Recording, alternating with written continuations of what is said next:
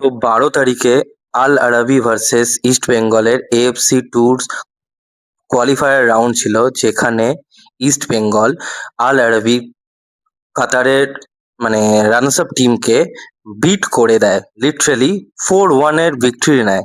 কারণ ফার্স্ট হাফে তারা দুজনেই চান্সেস ক্রিয়েট করছিল কিন্তু মিস করে যাচ্ছিল।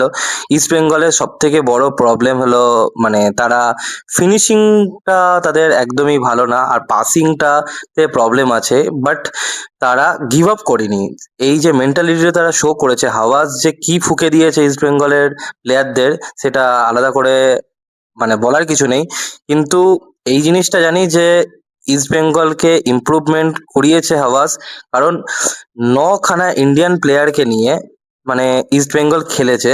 ইভেন জাস্ট 2টো ফরেনার খেলিয়েছে, তার মধ্যে Rashid man of the match performance, আর ড্যানি র্যামিরেজকে খেলিয়েছিল। র্যামিরেজ কালকে অতটা পরিমাণে নিজের ইনফ্লুয়েন্সটাকে ক্রিয়েট করতে পারেনি।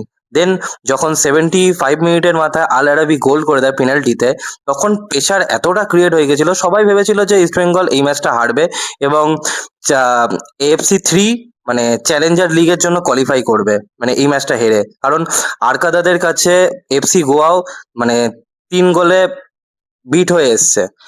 তার জন্য ইস্ট বেঙ্গলের চান্সেসও খুব লো ছিল। কিন্তু সেখান থেকে 90 মিনিটে জয় গুপ্তার যে একটা পারফেক্ট হেডার থেকে ইকুয়ালাইজার করে, তারপর যখন ম্যাচটা এক্সট্রা টাইমে গড়ায়, তখন সেখান থেকে রাশিদের একটা আউটসাইড অফ দ্য বক্স থেকে যে বিউটিফুল ভলি থেকে ইস্ট বেঙ্গল গোল করে দেয়, আর স্কোর লাইন হয়ে যায় 2-1।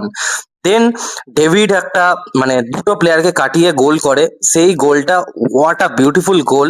সেখান থেকে স্কোর লাইন হয়ে যায় 3-1, আর সেখানেই সবাই বুঝতে পেরে যায় যে ইস্ট বেঙ্গল AFC 2 এর জন্য কোয়ালিফাই করে গেছে। দেন আবারও ডেভিড একটা অ্যাসিস্ট করে এবং দানুকে দিয়ে গোল করায়।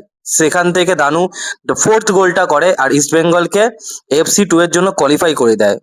আর ইস্ট বেঙ্গলের কাছে এটা আরো বেশি ইম্পর্টেন্ট ছিল, কারণ হাওয়াস নতুন কোচ, নতুন ট্যাকটিক্স, নতুন সিস্টেমে খেলছে।